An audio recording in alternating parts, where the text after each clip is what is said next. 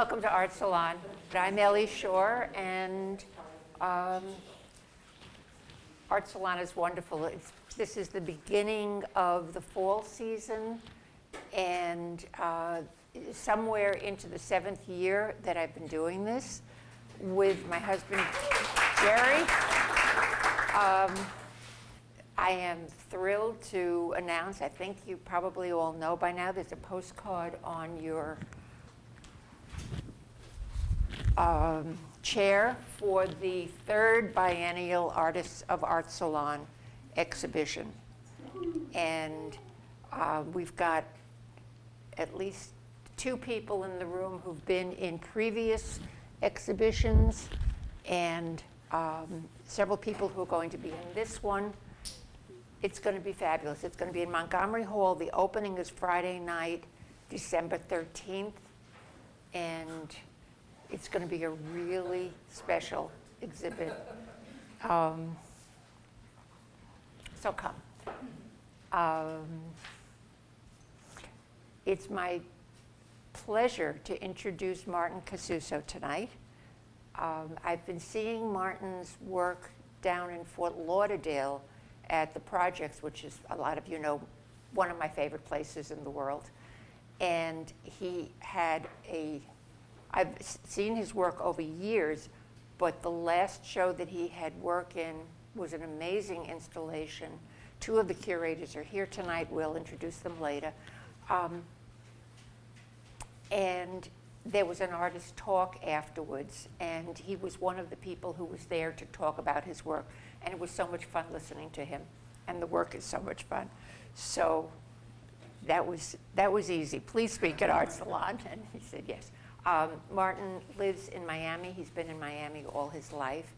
He describes himself as a late bloomer, which I can relate to because I'm one of those too, which means that we're constantly trying out new things and growing and evolving, and it's a good thing to do. He got his bachelor's degree in fine arts from Florida International University at age 40. He got his master's in fine arts at age 50 from the University of Miami. So he's really Miami born and bred in all kinds of ways. He works with all kinds of found objects, a lot of thrift store finds, a lot of fiber, a lot of knit work that he does that he'll be telling you about. I love one of the lines in his artist statement, which is taking things from objects of use to objects of contemplation. I just love it. So with that, Martin Casuso.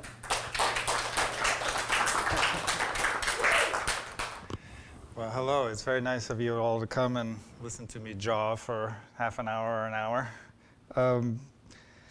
I could talk, I guess, about the title. This sort of preoccupations of an unmarried uncle developed when I was in my undergraduate degree. But I think we all kind of find ourselves in life sort of being defined by our family position. My mother was Dutch, and she was an artist in her own right. She went to school in Holland. And she met my father in Canada after World War II in the pool, and he challenged her to a swim match across the pool, and she won. And of course, as a Cuban man who was very masculine, that was enough to tease him into a romance. But she is a great influence. I think it's hard for me to speak about my work, especially because I came into making things sort of formally later in life without really having all this information about how I was brought up come into to bear. Like it's a major influence. And my mother was one of those people who never appreciated typical beauty or things that were commonly understood to be pretty. Mainly, I think we always felt she was born in Holland, she went to Canada, she met my father, they went to Cuba, they came to Miami after Castro. She was always part of another group. She always felt, and Miami in the 60s was not as sophisticated as it is now. It was a very southern little town, and she was this woman in Geiger suits with pearls around her, and so she always felt a little odd and different. And she would love pointing out to me, to people who were the same, like a woman who wasn't necessarily like a Barbie pretty, but just had a beautiful aquiline nose or had a great sense of style. And that couldn't help but sort of skew my understanding of what I considered pretty or lovely, because I thought the more interesting was better than the typically just charming or easy pretty. And to balance, not balance, but to add to that, my father was a Freudian analyst, and he studied under Anna Freud, which gives you an idea that how young the profession is. And he was the first analyst, Freudian analyst in Cuba, and that was in the 50s. And it sort of gives you an idea of how young the profession of psychoanalysis is. But he wasn't the easiest man. He was difficult. He had to deal with a lot coming from Cuba after he just had finished setting up his practice in his homeland. And like every Cuban that came to Miami, all of a sudden they were starting from scratch again. And but he did instill in us all a way of looking at things that was, if nothing is a simple way of saying it, is analytical. Like we couldn't get past studying the way things were the way they were, or wondering why. But he was an odd bird, and I was the youngest of four, so you would think by the time that I came around that they would be far more settled into being parents.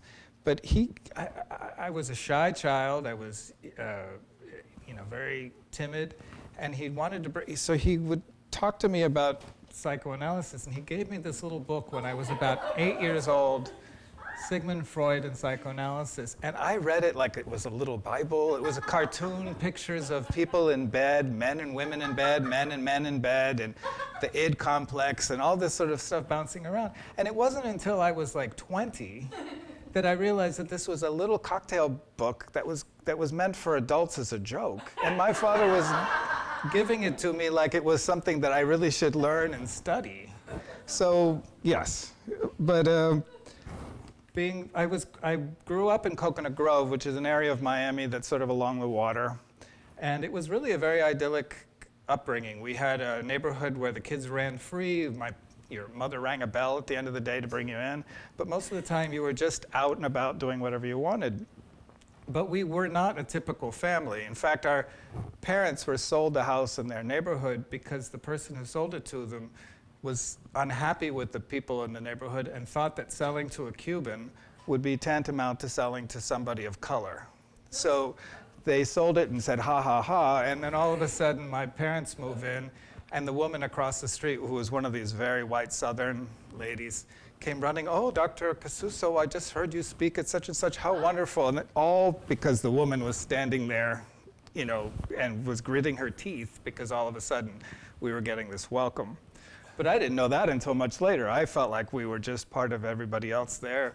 But we really weren't, and I always had a feeling of being slightly on the outs. Like we had that area down by the water, and we would build forts, and I loved it. And people would destroy them, and then we would rebuild them. We found decapitated chickens around fire pits, and we just thought it was somebody being clever. It was a very different Miami. The true idea of the suburbs, where you were close enough to the city to feel like you were urban, but you could disappear into the wildlife. But I will say that it took me a long time to realize what was happening in here. I'm watching television, but you can see how I'm watching television. This sort of bleary-eyed fascination. And television to me, when I was a child, was filled with all these imagery of perfect families, and they were blended families, or there were families where the parents had died and an uncle took them over. They were space families. They were saccharine families like the Brady Bunch. They were, cool families like the Partridge Family. But they were always happy, and their problems were always very easily taken care of in little half-an-hour stints. And there was there was an introduction of an issue. It got resolved, and everybody was smiling and laughing at the end. But not in my family, But I stuck us there in the middle because that's our Mod Squad picture where we're all in tie-dye and my father has this big mustache. But we still weren't really, part of that whole environment. But yet, as a child, as a shy kid who was not really understanding that later on there was a budding sort of sexuality that I wasn't identifying with people around me. I would always be looking for ideals on television and sort of both enticed by them and disappointed by the fact that I had nothing to do with them. So other fantasies came into play, like I loved the bionic woman. You know, she was a perfect creature. She was imperfect, yet she could, you know, throw a car over. And I was part of that period where this brand of feminism was coming into play, where women were trying to get a foothold into remaining pretty, but also being able to, you know, handle life in the way that traditionally was considered masculine. But these are the stereotypes that I grew up in that were gay. Uncle Arthur, you know, the buffoon on Bewitched, who was never happy, unmarried, always kind of a joke. People loved, but he was there for comic relief. Another influence that I always felt was a big part of my youth was disaster movies, the Irwin Allen things of the 70s, because they always had this easy to follow kind of formula. You know, you had the introduction, you had some song that was always nominated for an Academy Award, and it always was completely about what was going to happen in the disaster. There was always the disaster, and there was always some sort of illogic to the disaster. And here's this big scene where the boat is turned over, everybody's hanging, they're ready to fall, yet there are all these chairs that are attached to the ceiling. And well, the tables I could get past, but the chairs, like, that's not possible. So, but that's the brand of 70s logic that would sort of filter its way into my psyche. There was also always a kid, and the kids always survived. So that sort of fed into my sort of survivalist kind of mentality as a child who didn't quite feel like he fit in everywhere, that somehow in the end of all this disaster I would survive. But later on, of course, it always dawned on me there was only one child on this boat, one kid. And he, of course, survives, he and his teenage girlfriend. And you had the Towering Inferno, and there was another song. There was always people dying that you didn't know. And then there was a kid, and he survived. So this is another thing that just sort of embedded itself into my psyche. Now, as I said, I didn't really formally make artwork until I was at least, I was always, my mother was creative. We always drew, we always had pads and pens, and we made things. We did the little exquisite corpse game that Duchamp developed, where you roll up a piece of paper and you design sort of without looking at it. You know, we were always very creative, but I never considered, as a son of a doctor, that I would ever get involved in anything as well, not flighty, but as distant as art making. So when I was a young adult, I sort of got into an even more logical profession of antique dealing. And for 10 years, I managed a shop that dealt in French Art Deco and Art Nouveau pieces.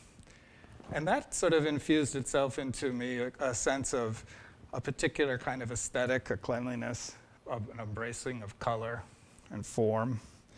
But it was also a time where I was becoming a man and enjoying a new freedom as somebody who was young and independent and living a life just as an adult. But I had never even finished undergraduate school. Like, I had taken 2 years at Miami-Dade, but I had spent most of my 20s and 30s just having a good time.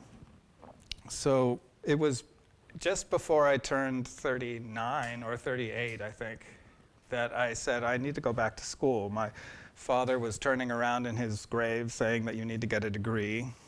And I didn't think that if I waited forever, and I had earned enough money to go back to school without having to get scholarships or anything like, or, you know, I could just pay for it. And so I went back to school, but I couldn't really divorce myself from what was important in my life, of course, and not that you're supposed to.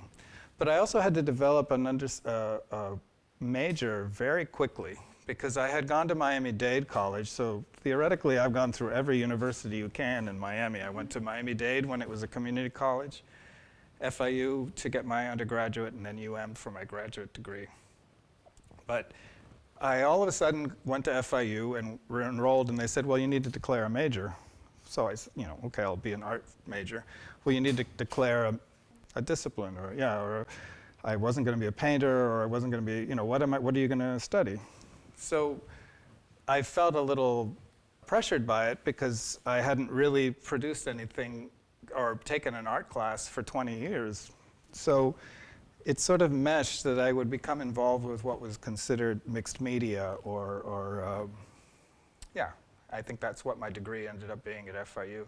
So I found myself just taking courses in bookbinding and everything but sculpture. But I graduated with a degree in sculpture, but I remember the head of the sculpture department coming to me at the graduation like, I don't understand how you have a degree in sculpture. I never had you in a class. And I hated him, so I didn't take the classes. But I did fall in love with the people that were teaching alternative media and video and bookbinding. So I don't know, I'm looking around, and there have to be a few of you that remember the S&H green stamps catalogs that were very popular in the 60s and the 70s and the 50s. And we used to collect all those damn stamps, and we would press them into these books, get piles of them, and end up with a toaster. I don't understand how much you would really have to put together in order to get something sizable. But somebody, when I was an undergraduate, gave me an old catalog from S&H Green Stamps. And I started thumbing through it. And I found myself realizing that in some cases, the imagery was very sort of same-sex marriage. And in other places, I knew that I could manipulate the imagery to make it appear that the couples in the scenes were together and that they were the same sex. This was around the time where the Marriage Act was being put into play in the United States, but it was right before it. So I found myself putting together the book, using the imagery to create a sort of an alternate reality of the possibility of gay marriage. And the song that kept flowing through my head was the one from West Side Story that's called Smile. That's why the book was called Smile. Although nobody thinks of it as that. It's the one where they sing on the roof and there's a place for us. So I just put together images with the text, and it's printed on a digital printable linen. So when you hold the book in your hand, it has kind of a physical weight. And I liked it very much, but bookbinding sort of became something that I played with. And again, things that would be fascinating to me were family memory or my youth or my place in the world. So I had a whole series of books where I used vintage postcards, and then whatever was in the image would give me a memory of when I was a child or when we traveled. And I would use that Dymo lettering that was something so popular when I was a kid. And, put a map on the end. I also felt when I was at FIU that I was 38, and everybody in my class was 22 or 23. So I felt slightly, I couldn't go to frat parties and things like that. I was just, everybody would look at me to see if I could buy them liquor. That was the kind of thing. So I identified with the campus to areas that were kind of untrodden, which was like this area of Cyprus. And there's a lot of Muscovy ducks on the campus, and nobody likes them, but they're all there. And I felt a little bit, not that nobody liked me, but I felt a little like the Muscovy ducks. I was always sort of on the periphery. So I developed a series of birdseed bowls that I made out of a mold to the top of my head. And my bright idea was, I'm going to pepper them around this swamp, and birds are going to come and eat them, and everything is going to be delicious. Well, they sat around this cypress area, untouched. The birds laughed at them. They didn't want anything to do with them. But nobody took them away. I thought the maintenance people would throw them away, but they didn't. But eventually, they just got rained on and they melted because they were made with nothing more than a flour and water, glue, and the birdseed. And I made about 100 of them, and I peppered them around here. But once they melted, all of a sudden the ducks went wild and ate them. So it was a real success. But I found myself, it was another way that I was sort of trying to interpret my place in the world, my place where I was, and somehow find a meaning. Later on, years later, I decided to just pepper them around during Art Basel and Wynwood. Wynwood was a big period at that year was the big hub of everything. And I decided, because it was still that transitional area between people of money and people who were almost living on the street, that I would add the element of some change to it so that anybody who came upon it would find the change, and birds would hopefully eventually be able to feed on it too. My brother Gabriel, who was kind of like an 8-year-old separated twin from me, he was the oldest and I was the youngest. He was the shortest and I was the tallest, but we somehow walked the same, we spoke the same. My mother would watch us moving around and say, I don't understand how the two of you can walk next to each other so easily, because I was at least 1.5 feet taller than he was, but somehow we seemed to be in pace. He was also gay and came out long before I even knew what it was, and had a long lover that we all loved like a brother. But he also was one of the first, he was a very early death from AIDS. He died when he was only 30.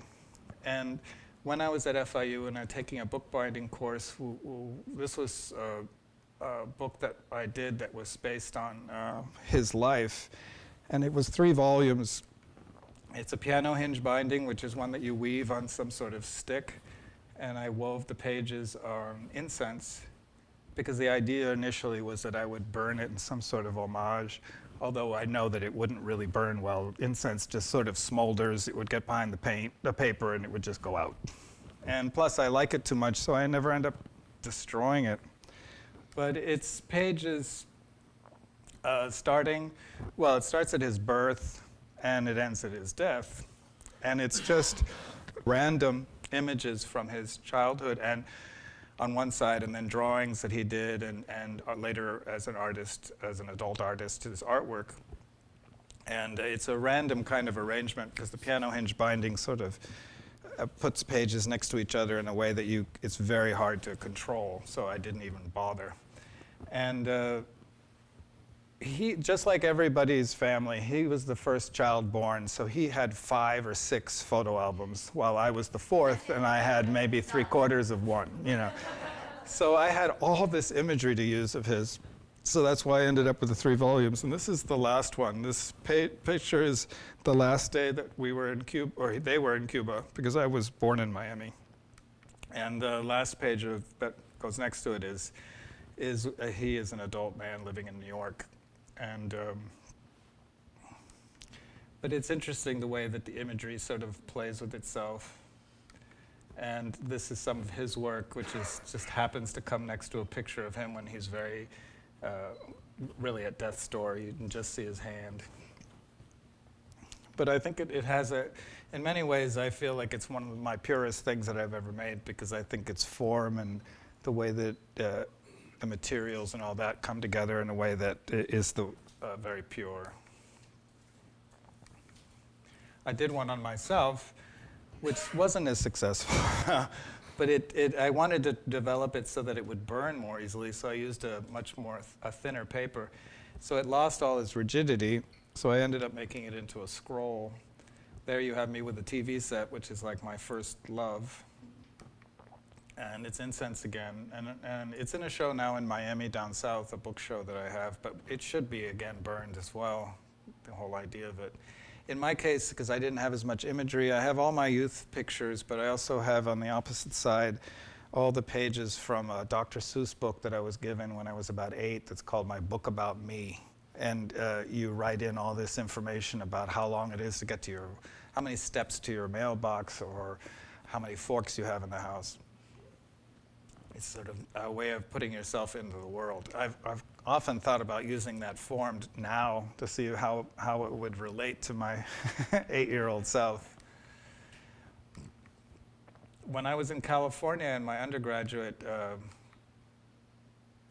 I took a trip to California to visit a friend, and I found a diary in a thrift store.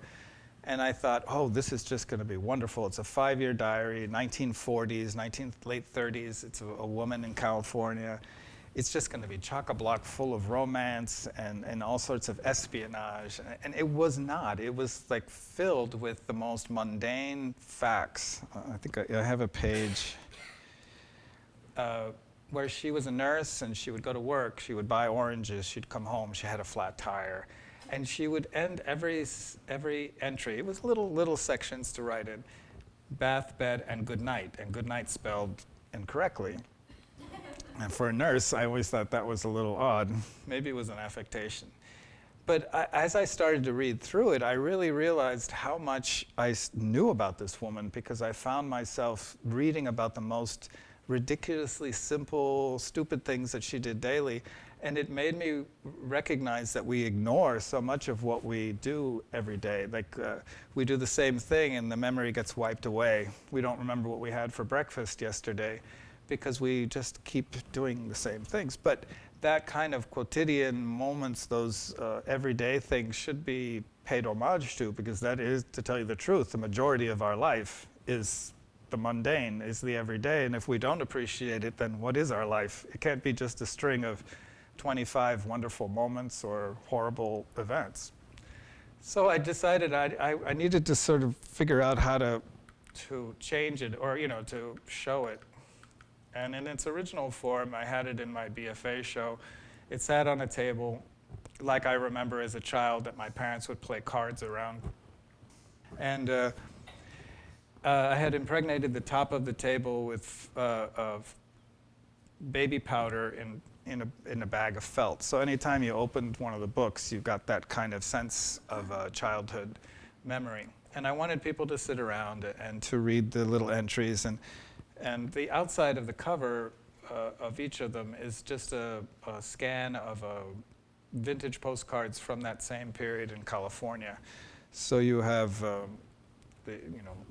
that's Hearst Castle, I think, and then you have Judy Garland's house. And then the little Dymo tabs would be hanging off of them. It would be a week's worth of diary entries. Eventually the table disappeared, and recently I've just stuck it in this found necessaire, which somebody put together. And it always made me wonder about Patty. Was Patty a Pat who was transitioning to being a Patty? Was Patty a Patricia or Patrick? It's this bright, angry pink. So it's a combination of generations that are put together now. They're each little individual piano hinge things, but not as complicated, of course, as the bigger ones on those typical little skewers you get in a Chinese market.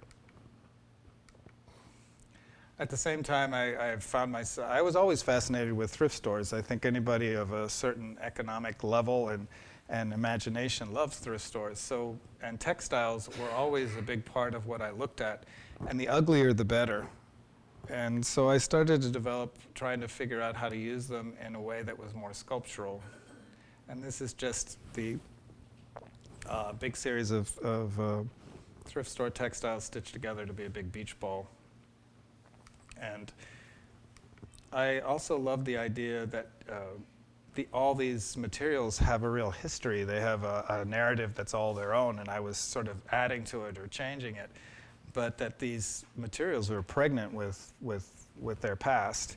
And it always, just as I liked the idea of creating an homage to this woman who lived during World War II. Oh, I forgot to say, the funniest thing that I found with the diary was that as much as she wrote nothing about, or nothing exciting seemed to happen, she gave everything the same importance. So when she was writing about things, I looked up December 7th, 1941, and she has got up at 7, went to buy bread, mom going to such and such, day at the office, Japanese bomb Pearl Harbor, very sad, went to dinner with Marie, Bed Bath and Good Night. Like, she just slipped it in, one of the most important things in the world.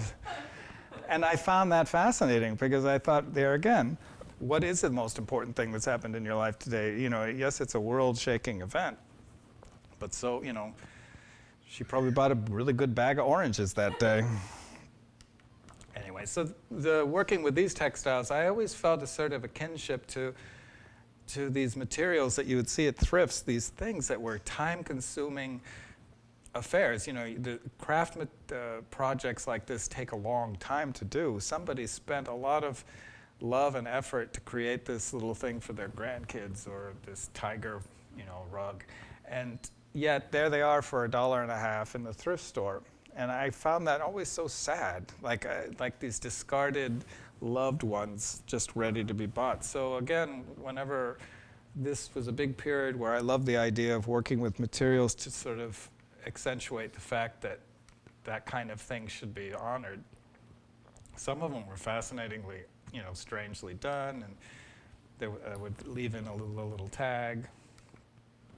At the same time, I found a big pack of these grammar school flashcards, which I swear the ones that I got must have been, I don't know who designed them, but there's a lot of subliminal information in them. They would be imagery that you would look at and think, I don't know what they're trying to tell me here. But it was very much my time, although flashcards, I think, developed in the 30s. So some of these packs would have imagery that was very old, and then it would have really 60s imagery in it, and 70s. So you had this kind of play of aesthetic.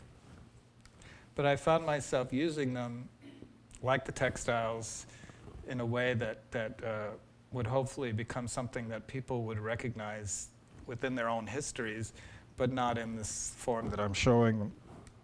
So this is a room that I had at the time that Bernice Steinbaum was a gallerist, was in Wynwood. She was one of the first people to develop a gallery there. And she had a small room that she gave people who were sort of young, or up and coming at least. And you call it project room. And so I moved a lot of the work that was part of my BFA show at FIU into this space. And I'll show you the imagery on these. I was a big fan, and I had a lot of friends in the Northeast, and I loved decorated saw blades, which is another craft form that I think was strange. You took something that was this angry, violent shape that had run its course and wasn't sharp anymore, yet could still kill you, and would paint on it little bucolic scenes of a bridge or a teddy bear. So I took the imagery from the flashcards and did printing on the face of them, and used these knobs that were from my sister's 70s kitchen when she was renovating, the strange resin things with seeds, stuck in them. Very odd and ugly. And then the imagery on the front, like this is a sewing machine, I would have little fragmented memories from my youth, done again in Dymo lettering. And, like I remember sitting underneath my mother's sewing machine and watching her foot press that pedal and hearing that whir and that start. And it was this slight smell of electric, cord mixed in with it, but it was always very comforting. So these were set around a table, again, from like my youth, that I remember the cocktail parties and my parents having people over and playing cards, and people would really have this kind of setup, like a table with a lamp mounted in the middle of it, so it was easy to read your cards, and little tables on the side that the cocktails would be at. So I thought it was a nice way to sort of present these saw blade books or booklets.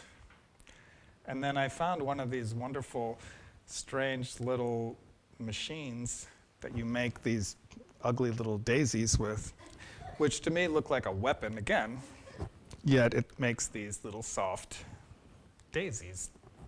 And so I found that rather kind of enticing, but also kind of disgusting, so I liked making this really big kind of vomitous disc out of them.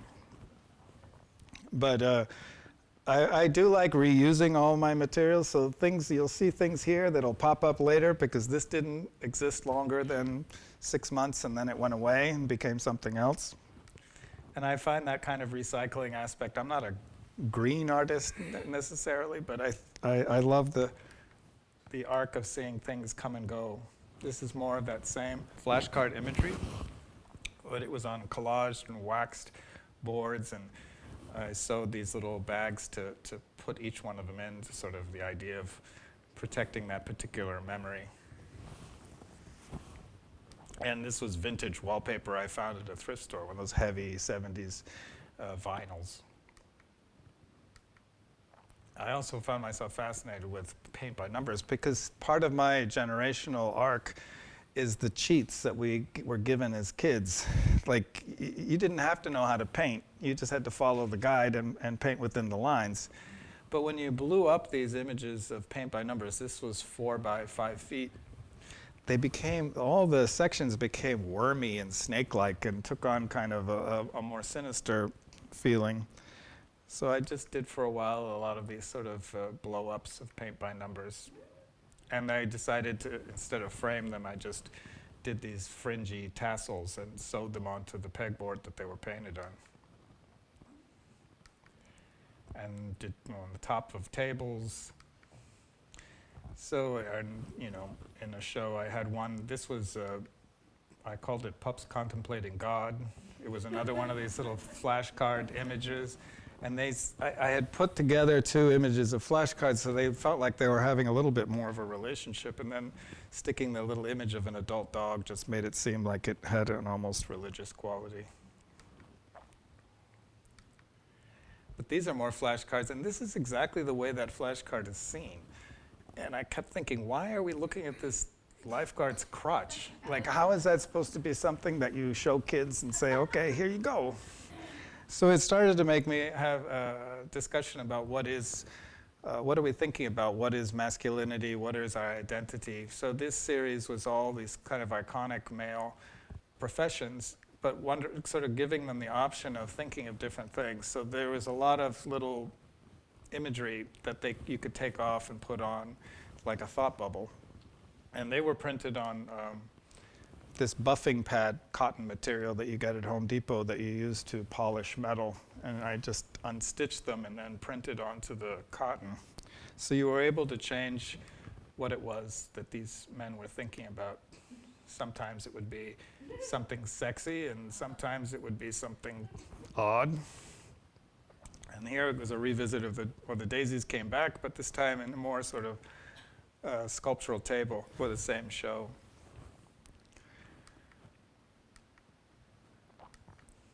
And the flashcards again. I found myself fascinated and then not quite like it, and I had an argument with a woman who was an expert on Haitian voodoo flags because she said these have nothing to do with Haitian voodoo flags. But to me, these were kind of our American domestic voodoo flags, just these imagery that we have in everyday life that we're making into something almost religious. So the flashcards would have these strange, benign images on them, but you could turn them into something of greater meaning when you would isolate them and kind of embellish them. So you have everything, they become almost sinister, like what's going on. And then the relationship with each other, you could move them around and kind of create your own narrative. The TV is always there. And I got, in Palm Beach, there's the Biba Hotel, and there for years was a show called Showtel. And they would give you a room, and you would just decorate it. And I, of course, always was fascinated with these old maid stories, and now Voyager is one of the most famous. And so I developed this room just around the idea that it was an old maid's room, and she's just surrounded herself with all these knits that she's made and can't help but embellish all her furniture with things, even because she's not married. And she constantly watches Now Voyager. But what I didn't realize is that in the bathroom I had bought this suit to wear for the opening, and somehow I just never did. And they didn't really provide any bar that was free, so I had a bottle of whiskey and sake in the bathroom. But I didn't expect anybody to go into the bathroom because the room was set up where you couldn't quite get to the bathroom without stepping on all these things. But by the next day, I realized that people had gone into my bathroom all the time and drunk. All my whiskey was gone. All the sake was gone. But I found like this was the most performative and successful part of the piece because it was sort of like, back in the day, women who were not married, and there's a sort of portrait of a woman in the bed, would often develop this kind of fantasy and put men's suits in the closet and create a kind of persona of a fake husband. So my suit hanging in the bathroom just turned into, well, this is her husband. And he's just out of town or whatever, but she's got him there and she's got a love. And he likes whiskey and sake. But so I always felt like, well, that should have been the whole piece. The rest of it was kind of superfluous. But I never got love and our connection to each other and our ability to find a mate was always infused in the movies that I found fascinating as a child, even though they were older than when I was a child. So I did this book, and I had gotten a subscription to New York Times Magazine, the Sunday edition, which has always the wedding announcements in it. And I found myself fascinated with the fact that all the couples, after a while, when you would look at them, started to look like they looked like each other. Like you couldn't get past the fact that they were blonde and blonde, or they were brown, the shape of the eyes. So the whole book is nothing but these sticks with images from the couples with the areas that I felt that they were alike, circled and matched up. And then there would be like a little fortune on one side, because finding a mate is almost tantamount to, good fortune.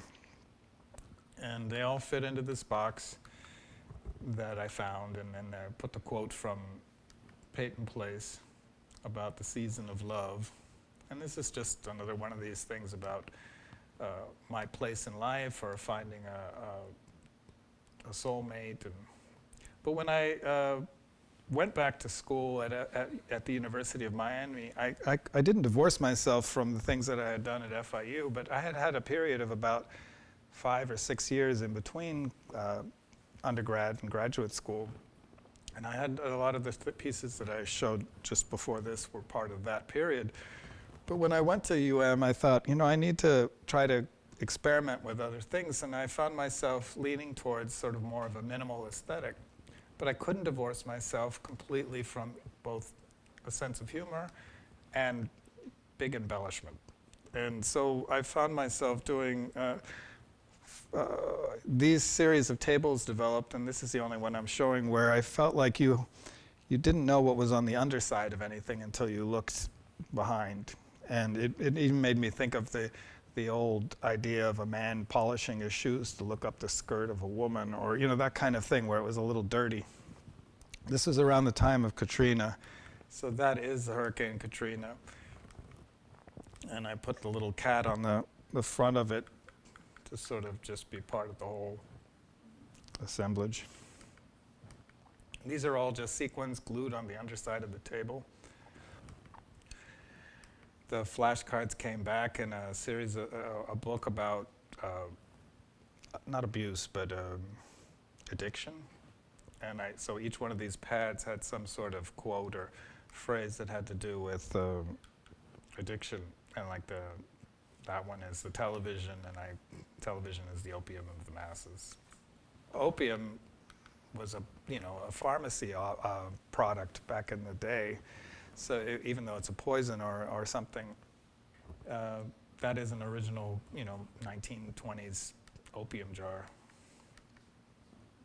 Mother, of course, always filters into my aesthetic. And a great memory of my mother would be her writing checks. This is years before everybody had any ATM cards or debits, or so a lot of her checks really, I found a big pack of them after she died, and I started to just remember every time she was writing something, our experiences in that particular place.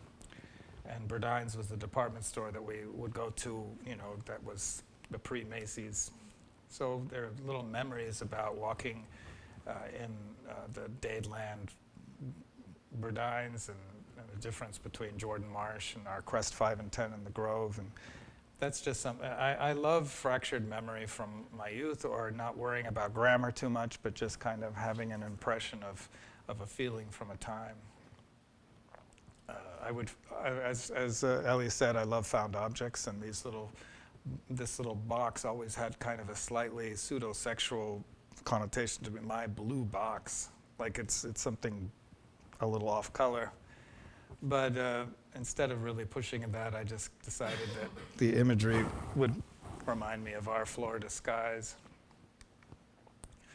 I love doing, I would take all the objects out of my desk or the apartment and just scan them and make a book out of it, because it was sort of like that woman's diary. It would give you a real impression of what my life was when you just looked at all the little individual objects that you have around you.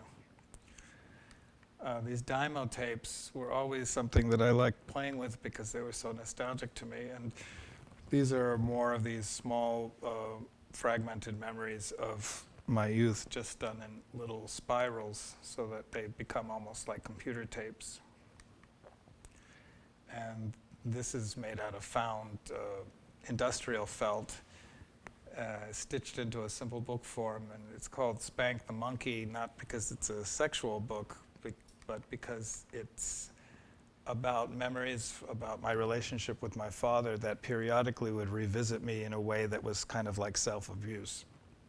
So you have memories of him discovering that I quit the running team and calling, like yelling at my mother through a closed door of my bedroom. And so the monkey was just done with little glued pieces of sequin, and all the pages are just done with Dymo lettering. And Dymo lettering has a great quality in that you can't use a lot of grammar with it because it doesn't exist in the tape machine. So it frees you of all that kind of thing. You find yourself just clicking away. There's also something very physical about using one of those machines, because it becomes kind of contemplative and meditative, and it's also hurts after a while. So it becomes, what you make has a real physical presence because of it. I loved finding things and using them from the thrifts, and one of the things that I got a lot of use out of was this small knitting machine by Mattel called Knit Magic. And it meshed into a kind of a sensibility that I had. I'm of a generation where feminism was something that, you had Helen Hunt as a tomboy, or Jodie Foster type of feminism, where they were still pretty and they were girls and women, but they were also on equal footing with men. It wasn't a kind of a modern idea of feminism where sexuality was able to be whatever it was. There was a kind of an androgynous quality to the girls of that period, and that fit into my lack of full understanding of my own sexuality. I could find myself attracted to those girls because they had boyish qualities, and yet they were still girls. Anyway, this thing was frightened me when I found it, because I found myself thinking, first, why is this? It's another cheat. My generation, everything was about doing it faster and easier and without any effort. So she's knitting things superficially, doll outfits and things for her Barbie. But what I thought she was knitting was a condom. It's just coming out of the machine. And I found myself thinking, why are they teaching these young girls how to knit condoms? And then this girl on the box is Jasper Johns from Family Affair, which was a very saccharine sitcom of the 60s, where a urbane uncle has to take on his three nieces, or two nieces and a nephew, because their parents die in an auto accident. And the youngest ones were these little twins, Buffy and Jody. And it was sad. Even as a child, I knew that it was horrible, but I still watched it.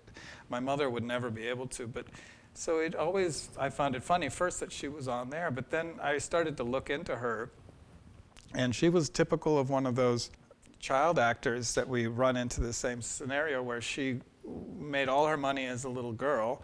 It was held in trust, and then at 16 or 18 she got it, and she followed the pattern of a lot of them, and she died at like 17 of a heroin overdose. So here you had this really, awfully pregnant image of this young girl from television who dies very young from a drug overdose knitting condoms.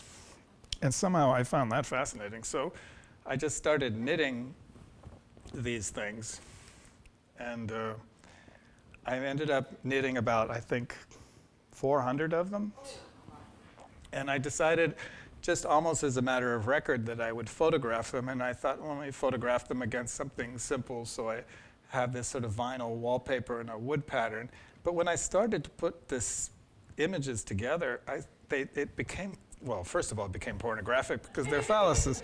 But the 70s quality of the background was like early porno, where it was filmed in somebody's rumpus room in the basement under bad lighting.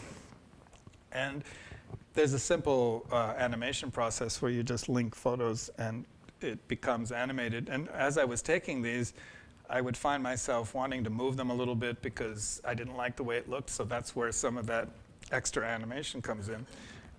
What I did find fascinating about the knitting machine was that it was really horrible. It skipped stitches every other moment. So on top of teaching girls or little kids how to knit condoms, it taught you frustration like nothing else because it never produced anything of quality.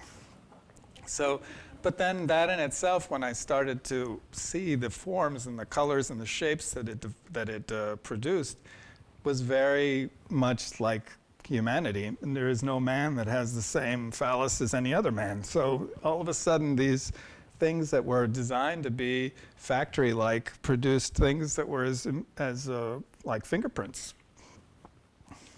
So I just started playing with using them, and I made a clamshell book and put all the photographs in one, and they turned into kind of postcards.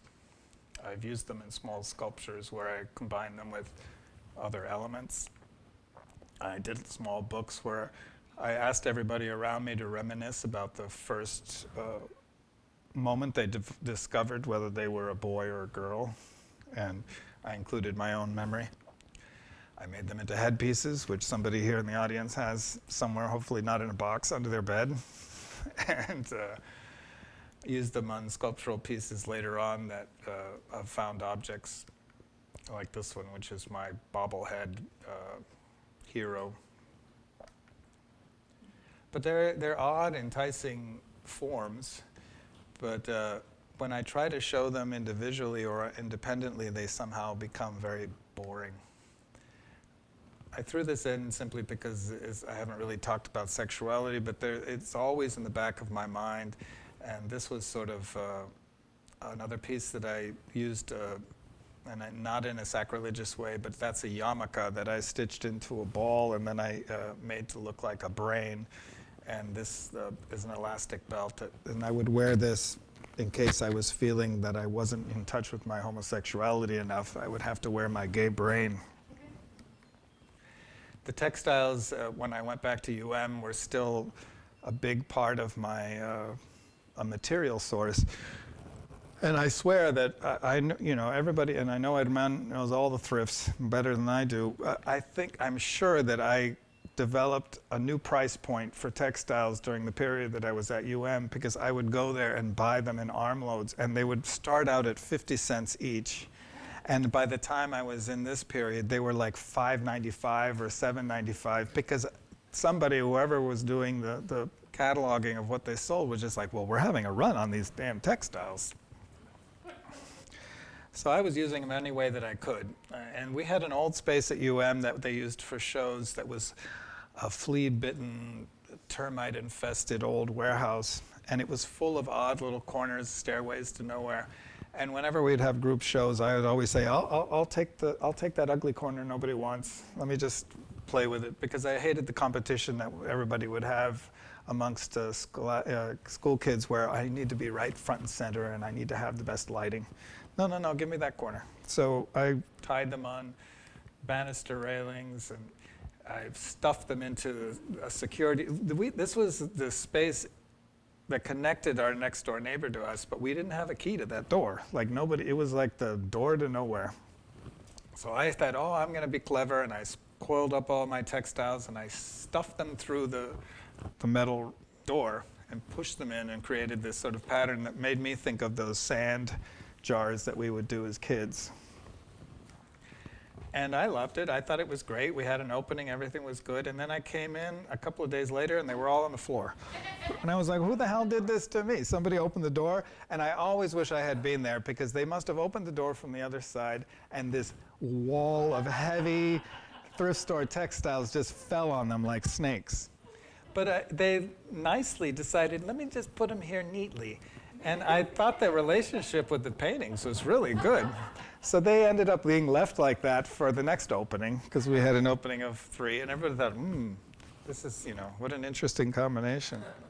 But after a while, they said, no, you have to do something. So I thought, okay, what can I do? So I tied them on as knots, and then the leftovers I made into these little balls that were sitting on the floor. But somebody opened the door again. But aha, they didn't have anything happen to them because they were just big knots.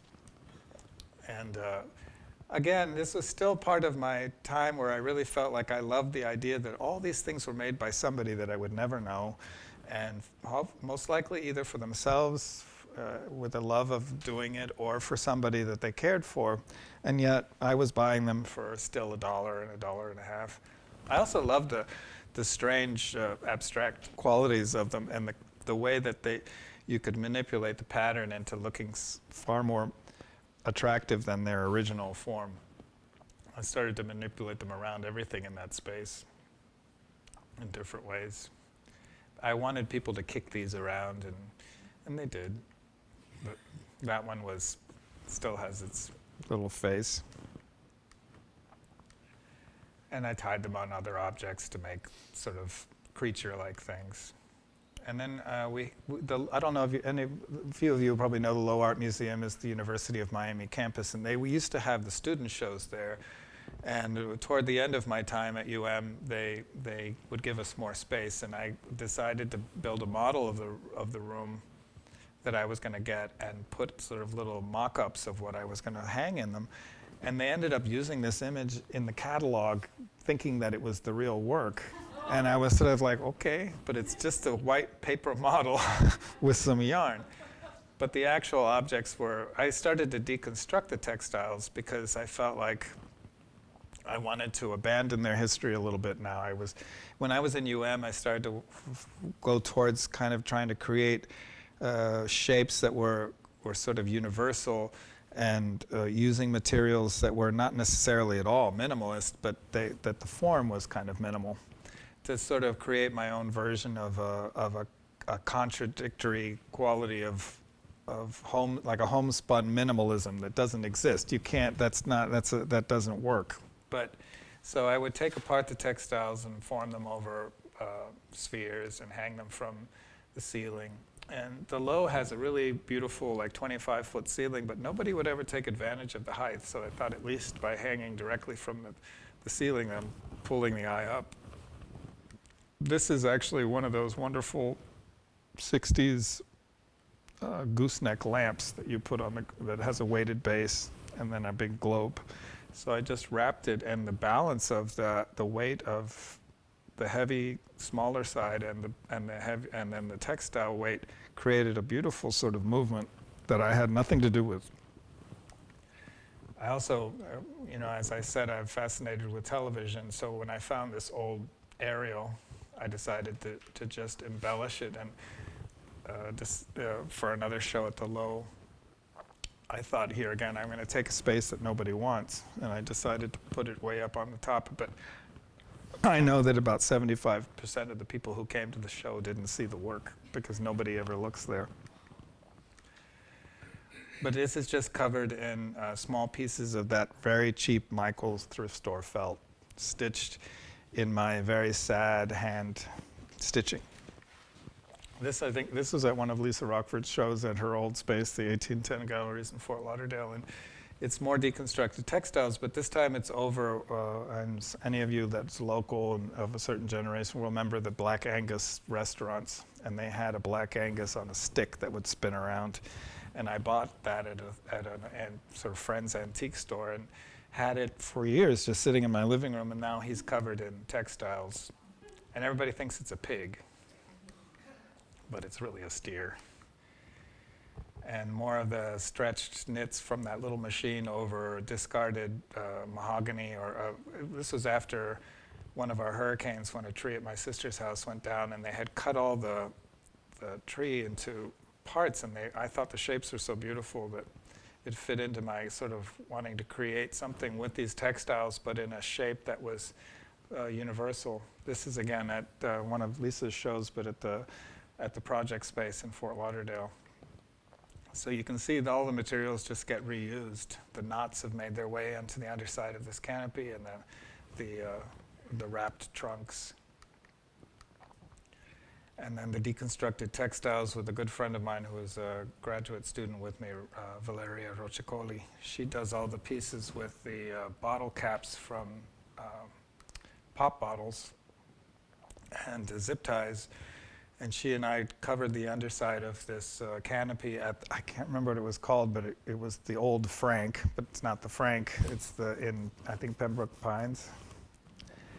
And it was out in this canopy for a few months, and we recognized that at one point pigeons started to roost in it, and they just completely put their nests and they took over. That I felt super guilty when we took it down, because I was just they didn't have little babies there, but they were like, hey, what happened?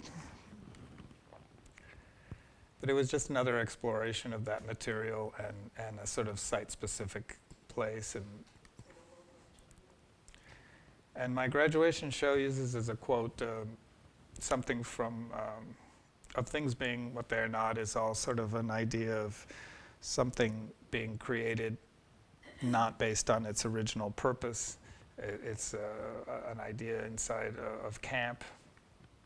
And so I had everything from my surrogate female stand-in, which is a tissue box covered in flocking. And the old space where I had all the knots and that door was being opened and closed was where I was supposed to have my graduate thesis show, but a month before I had it, they got rid of that space, and they got this empty space in a Wynwood building.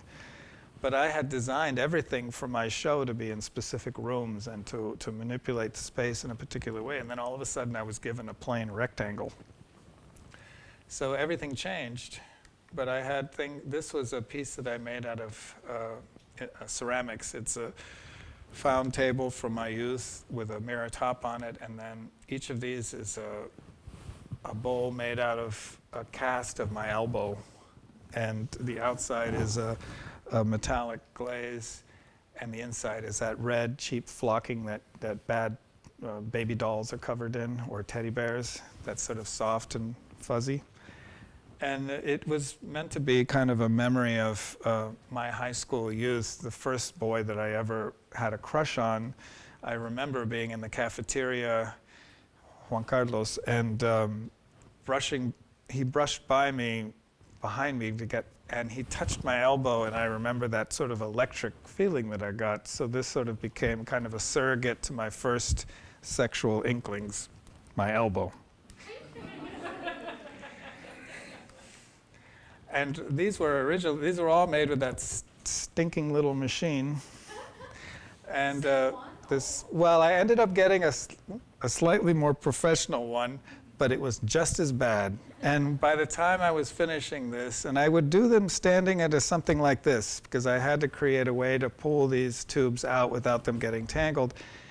And so I would stand and knit, and by the end of the third week of doing them 8 hours a day, the machine would be making the most hellacious, scraping, screeching sounds. And I thought, this has to work into the work somehow, this anger that this machine is producing. But it didn't really end up showing that way when I put them out. But to me, this kind of thing was more reminiscent of my Hot Wheels set when I was a kid, and all these tracks running around my house and down a hallway. But it's all, you can see that there's tons of places where it just did not work, and I would have to stitch it together. And this is based on my brother was an artist, my late brother that died when he was 30. And he had, to me, he always represented, he and his husband, these urbane, New York, wonderful, talented people that we lost in a whole generation. And one of the things that I always identified with him is he had a Venus de Milo in his apartment on the west side, and he had painted it, taken it from being white to fully painted like the Greeks and the Romans used to do with their statuary, and it looked, I thought it looked ridiculous because I was a little suburban Miami guy, but it ended up being sort of emblematic of his existence to me. So years later, when I found one of these horrible little figures from the 60s that you could buy out of plaster, I decided to make my own sort of homage to my brother in another form, so I called it My Venus, and it's really not. It's a generic sort of female form, but I've wrapped it in textiles, and I put it on a column that I found from like a 19th century unpainted or scraped column. But you see more of it, by this time I was really trying to divorce myself from the history of these materials. Yet I had my own history of them, but I wanted you to come in and not really know what mine was. Like you could look at these and decide yourself what any of this meant. Now, if you asked me, I'd tell you my story about Juan Carlos or that, but you could walk in and just say, this has no specific meaning to me, or, it has my own particular meaning. This was a sort of unbalanced. This is another surrogate. This was kind of a portrait of my father. It's a small grandmother clock, but when I wrapped it in textiles, it became like a phallus. And my father was very typical Cuban masculine, where he loved the fact that I was 6 feet tall when I was 13 because he stopped growing at 5'8". And to him, masculinity was equated by height. And he just loved the fact that I towered over him. So the idea that he was never really a grandfather clock, but a grandmother clock, which is a much smaller version, seemed appropriate. I did start to work with the video. You saw the one with the little knit pieces. And I found myself fascinated with just anybody of a certain generation who is gay looks for things in popular culture that somehow are connected to their sexuality, even though they're not designed to be. And so I found myself always looking at film and wondering about relationships between men in it. And I decided to put together 2 films. The one on the right is a very coming out gay, pre-AIDS film called Making Love, about a man understanding that he's gay very late in life. And this is the sort of penultimate scene of him with his lover in New York, and living this idealized apartment up in the sky, and they're perfectly happy. But it's so cold. Like when you watch the film, it has no romance. There's no romantic, there's nothing between them. But the scene on the left is from a 1970s horror movie called The Medusa Touch, and this is a policeman and his underling, but he's making him dinner, and their setup in their apartment is far more romantic. So somehow putting them together, I found myself sort of comparing the films and finding myself wondering what is it about looking at something, what is more romantic, who could tell which side? If I hadn't told you, I would ask you which side of these is about a gay couple and which side is about somebody else, and you would probably be pointing at these because they're far more intimate with each other. There's a scene, he's cooking for him. There's this sort of brooding older man and a pretty younger one. He's tasting the food. But then what are these people over here? They're like these cold, clinical-looking young men who look like brothers. And that's these are the touch points that I had as a gay man in my youth. Like there was no real representation that made me feel like I could emulate. This is just a looping video that was continuously playing like this, and it's done with the same sort of stop action technique of photographing the screen. And even though it's the same scene over and over again, it's constantly not repeated, but it's just re-photographed and put together so that they're not quite in sync. And I also did a version of the knit pieces, but they're embellished and they're more animated. And then the background is simply these paint by numbers that I would pick up at the thrifts. And there's no real narrative to this except that there's sort of this kind of relationship between these things. But it's meant to be kind of stupid and funny, and they're the more glamorous of the knit phalluses.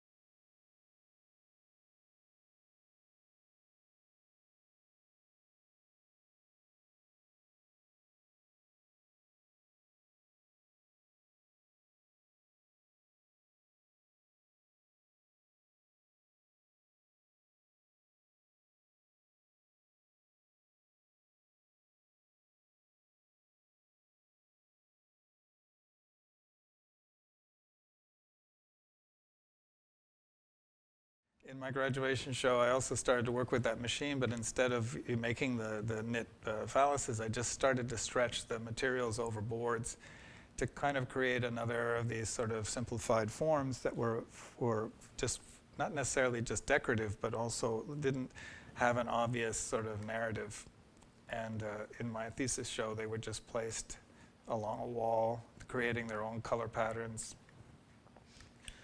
and relationships. I had a show later on up here at the FAU, and I tried to arrange them more like paintings on the wall. And covered little round mirrors with the same textiles. And then I had a video of the inside of the machine as it was stitching, which ended up looking very physical because it would just sort of collapse on itself. I've wrapped them around columns at one of Lisa's shows. I've had them on the underside of overhangs at the Mord's collection here in Palm Beach. And those were done on thinner pieces of wood, so it's just, the only thing holding them up is the tension of the boards against the canopy underside. I had them up on stilts. And I found these fascinating. I've done them in every surface that I could possibly do now, except for possibly on the ceiling. And this was my attempt of producing something that I thought would be really sellable, because I thought, I know that somebody's going to come to me after I develop this and say, I'm just panel my study with this. No. Or create a painting on the wall with like a rectangular no. So I just keep using them in different ways. They all have these imperfections, which I would highlight with stitching. And then this is the piece that Ellie saw at the Fat Village, where it's kind of like a melting pot of every goddamn thing that I've ever done in my adult life. And you'll see you have the antenna covered in felt, these things that used to be hanging from the ceiling, the boards, the little angel and her. These are more yarmulkes made into kind of bosomy pieces. I used the Afghans over bean bags, but I also decided to intersperse things done by other people, paintings I had at home, imagery that would remind me of my youth, because this was a show that Lisa and C3 developed about everybody had to produce small structures or houses. So mine was sort of a reminiscence of my fort time, which brings me back to the original imagery that I had here, and that time of my youth where we would spend on Biscayne Bay just making things in the mangrove swamps out of everything that flowed up onto shore. bottles, and we had everything. Everything came up onto those shores, dirty and clean. Boats came in, everything, and we would just pull them in, take them apart, and build our forts. So this was sort of an art version of it. So you have paintings that are kind of reminiscent of that period for me. You have little bits of the mirrors that I had at the FAU show. A saw blade made it in. These things again. The cow. And I'm sure people probably thought, oh my God, he just went nuts making this all for one piece. Well, it's not. It's just like everything from my garage put into one piece. The pieces I haven't spoke about, which is more running sort of diary entries. The antenna. There she is again, my Venus. Little bits and things from home. And I also liked using these textiles that people had made and just sort of wrapping them around my boards to try to create their own kind of relationship. Some of the daisies, my gay brain. And I just thought I would end things with a series of works that I'm kind of trying to play with for Ellie's upcoming show. And it's, I live alone. I have a small apartment on the beach, but it's set up. I have lots of friends. I go out to dinner all the time. But somehow I never seem to entertain at home because a lot of my artwork I make at home, so it's not really an ideal place to invite people over. But I have a dining room table. I have chairs in the living room that people could sit on. I have every kind of entertaining accoutrement that you can have, but somehow I don't use them. So I found myself thinking of that Burt Bacharach song that talks about a chair is still a chair even if somebody's not sitting there, but a house is not a home unless you've got somebody to invite in and love. I'm paraphrasing, but so I decided to work with the furniture that I have, but try to sort of make it into an object again that isn't of use, like to take it away from its purpose that it was designed for, but with some sort of gentle manipulations. Turn it into something that you look at more. And this is just embroidery yarn simply run through the spokes of the chair. The revival of the hurricane cat coming in. And so the furniture is just sort of being embellished, in most cases to the point where it can't be used, and turning it into, from an object of use to just one that you try to wonder what it's all about. They're not elaborate constructions, but I find them very pleasing to do. And again, they bring into this, my process is always about meditative quality of doing something over and over again, or to a pursuit that you can do on your lap or at home that makes you, that's slightly comforting. So I'm taking small objects and large objects and mixing them with these little figures that I have around and turning them into objects that you have to sort of wonder about. These are little knife rests from the 1930s, little silver-plated things. There's a tissue box, and it's just a regular cocktail table, but it's just, you can't put anything on this. It's just yarn, so it's not a usable table anymore.